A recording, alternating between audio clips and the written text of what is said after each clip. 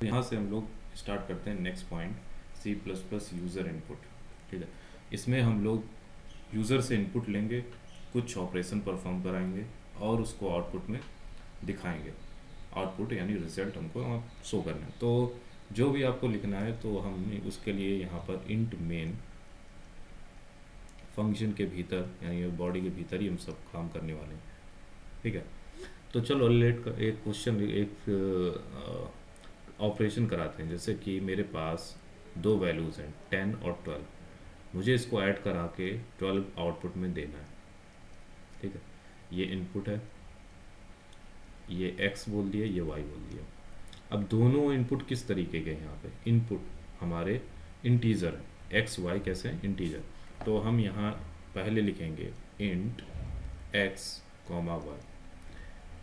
Int x comma y यानी हमारे जो वेरिएबल हैं वो हमारे इंट टाइप के हैं। ठीक है, ये हमको समझ में आ गया क्योंकि हमने पिछले पॉइंट ये देख चुके हैं कि इंट क्या होता है, बूल क्या होता है, कैरेक्टर क्या होता है, ये सारी चीज़ें हम देख चुके हैं। अब हमें क्या करना है, यूज़र से इनपुट लेना। पहले हमने वेरिएबल बता दिए, ठीक है, वेरिएबल एक्स वाई हो गए। अब हमको इनमें वैल्यू स्टोर करानी पड़ेगी ना, 10 12 की वैल्यू एक्स वाई में स्टोर करानी पड़ेगी। तो स्टोर कराने के लिए हम लोग सी इन फंक्शन का लेंगे, यानी सी इन एक्स कॉम एक्स और एक्स। ठीक है, तो x ले लिया, x की वैल्यू हमारे पास आ गई, x में 10 स्टोर हो जाएगा। उसके बाद हम लोग लिखेंगे सी इन y, तो y में भी वैल्यू स्टोर हो जाएगी। ठीक है, और हम x y इन दोनों को जोड़ना है। हमारा ऑपरेशन क्या है यहाँ पर? जोड़ना। ठीक है, तो हम जोड़ेंगे। तो उसके लिए जोड़ के जो वैल्यू होगी वो किसी में मुझे स्टोर भी करानी पड़ेगी।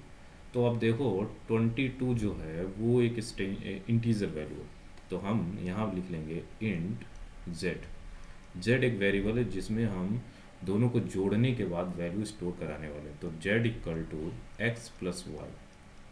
ठीक, अब हम सी आउट z कर देंगे तो हमको आउटपुट मिल जाएगा। ये बात समझ में आ गई? ये बात समझ में आ गई। अब देखिए ये कोड, पहले हम इसको रन करा लेते हैं, फिर उसके बाद हम देखेंगे इसको रिड्यूस कैसे करना है। ठीक है, okay.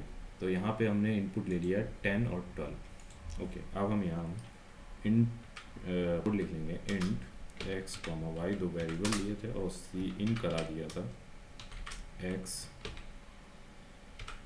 And cin y, and फिर उसके बाद दोनों इनपुट लेने के बाद हमने आपको एक बताया था जेड वेरिएबल लेना।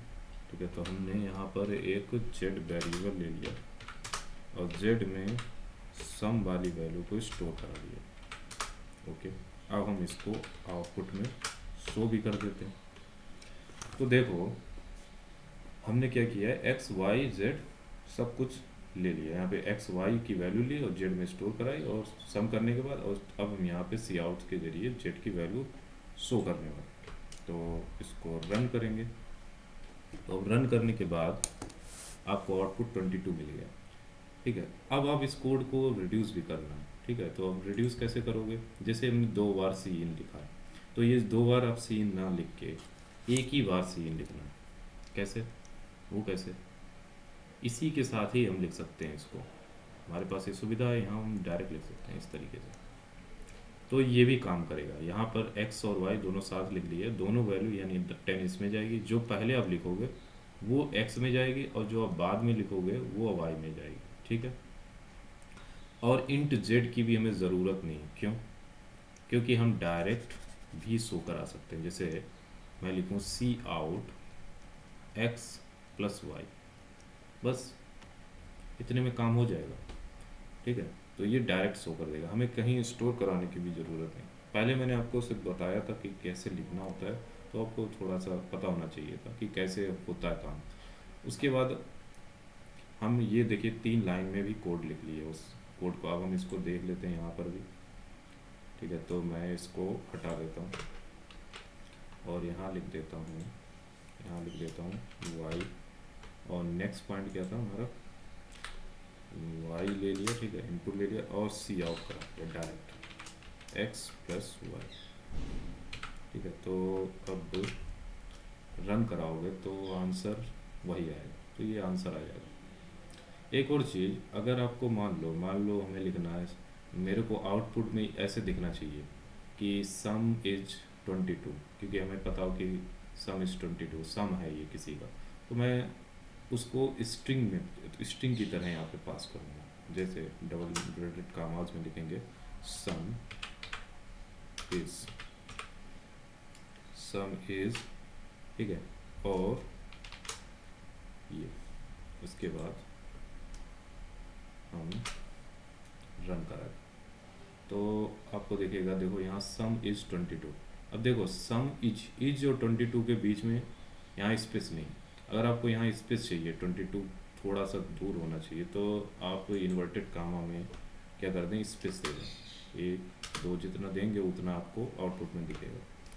तो यहाँ पे हम रन करा के देखते हैं, तो आपको दिखा ये सम इज़ 22। तो ये समझ में आ गया कि हमको 3 लाइन में भी कोड लिख सकते हैं, ये शॉर्ट हो गया। तो अब देखिए ये बेसिक कोड हमने लिखना सीख लिया। अब हम कुछ और पॉइंट को डिस्कस करते हैं।